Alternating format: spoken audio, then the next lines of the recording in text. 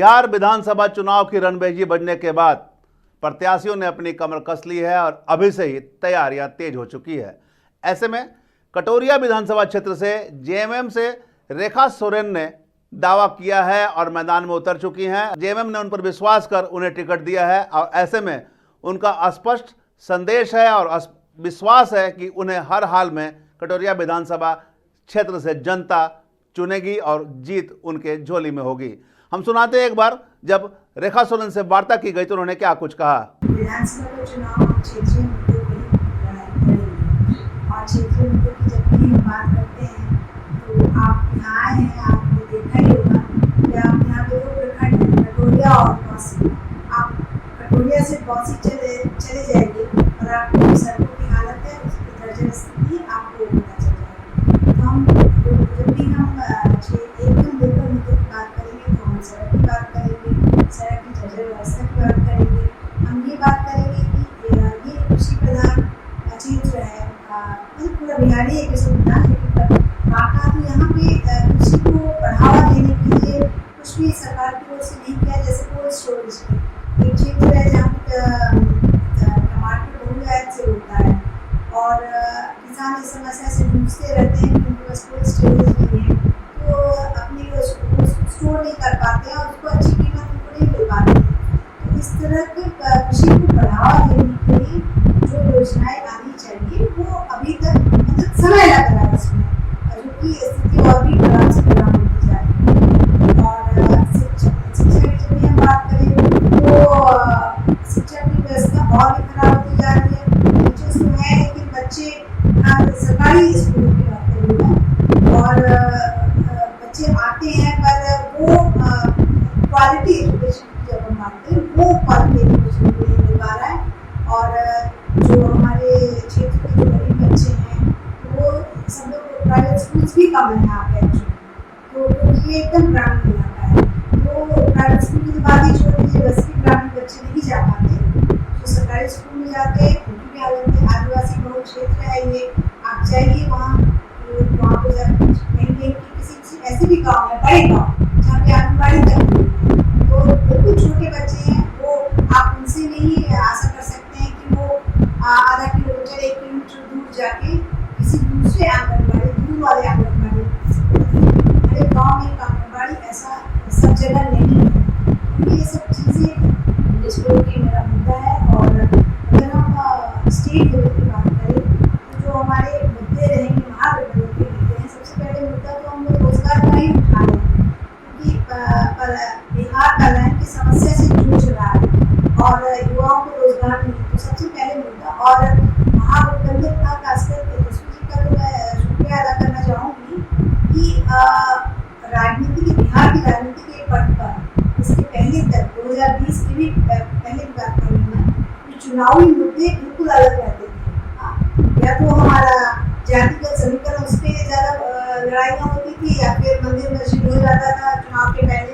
लेकिन उन्होंने रोजगार को पिछली बार भी उन्होंने ये मुद्दा बनाया था कि युवाओं को रोजगार मिले, चुनावी मुद्दा बनाना ये बहुत बड़ी बात है और उसके इसी के दबाव इस बार भी चुनावी मुद्दा हमारा सबसे पहले चुनावी मुद्दा रोजगार ही है युवाओं को। और इसी रोजगार को चुनावी मुद्दा जब बनाया गया है तो उसका एक जो प्रेशर टैक्टिस है ये जो सरकार ने पड़ा भी है, जिसमें उन्होंने इस तरह की घोषणाएं भी हुई हैं कि ये जो बेरोजगार हैं उनको 1000 रुपया पर मंथ के हिसाब से दिया जाए। लेकिन ये बिल्कुल वो ये समस्या का समाधान नहीं है।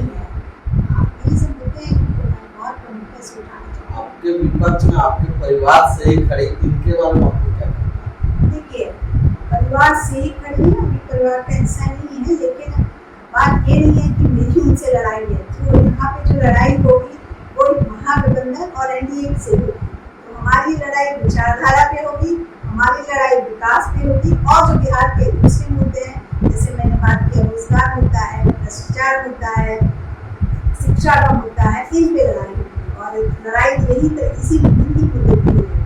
कोई फर्क नहीं पड़ता है कि मेरे सामने वो हमेशा जो भी रहेगा, मुझे नहीं पता आपका अभी तक तो एनडीए ने अपना प्रत्याशी घोषित भी नहीं किया है, तो मुझे नहीं पता सामने कौन है, कोई भी आ सकता है। तो लड़ाई तो हमेशा जो ये बीजेपी का ही सीट है तो अपने से रहेगा कि बीजेपी से जो भी प्रत्याशी रहेगा उससे ही फर्क नहीं पड़ता है कि सामने कौन है बीजेपी प्रत्याशी। अब कटोरिया विधानसभा से जीत के आते हैं तो आपका पहला मुद्दा क्या है? पहला मुद्दा तो मेरा सड़कों की जर्जर व्यवस्था उसको सुधारना रहेगा और दूसरा मुद्दा किसानों के लिए कुछ हम ऐसी सुविधाएं उपलब्ध करें ताकि उनको सुविधाएं हो इसलिए कुछ सोच की बात की सिंचाई की और सुविधा हमको दे सके और फिर यहाँ पे इसमें छोटे उद्योग भी हैं। बढ़िया एक जगह शहर पे गए वहाँ पे चांदी की मछली जो बहुत शुभ हमारे यहाँ फंक्शन में किया जाता है शुभ मान के, तो उसका बहुत अच्छा उनका वहाँ पे पुराना उनका व्यवसाय है तो उसको वो राष्ट्रीय स्तर पे वो जगह नहीं पाएगी, वो जगह नहीं मिल पाएगी। तो वो उस तरह की चीज़ें हैं कि होना ये चाहिए कि जब बनिया का नाम दिया जाए तो सबके जहन पे एक पिक्चर वो आ जाए, तस्वीर आ जाए कि अच्छा ये है वो जहाँ पे चांदी की मछलियाँ बनती है। तो उस तरह का रिकग्निशन नहीं है और बाका जो है ये पूरे बिहार में सबसे ज़्यादा यहाँ पे तसल का जो मतलब वो यहाँ से निकलता है और कुछ बहुत खास कुछ जंगली इलाके से बहुत उत्तम क्वालिटी यहाँ से पाए जाते हैं, लेकिन ये यहाँ पाए जाते हैं कि उसको लेके आगे कहीं पे जैसे तसल से टिफिन बनाने के लिए, धागा बनाने के लिए या फिर उसके बाद और भी इससे जुड़े रोजगार किए जा सकते हैं, वो नहीं हुआ। पहचान बाका की यही है तसल के उत्पादन में, लेकिन उसमें रोजगार पे हम नहीं सृजन कर पाए हैं।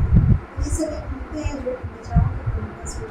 तो उन्होंने अब दावा किया है कि उनकी जीत हर हाल में होगी और कटोरिया विधानसभा क्षेत्र की जनता उन्हें चुनेगी। ऐसे में जनता किसे चुनती है और किसे नकारती है यह परिणाम आने के बाद ही मालूम चल पाएगा। हम तमाम इससे जुड़ी खबरों से आपको अपडेट करवाते रहेंगे। बने रहे मिरर मीडिया के साथ।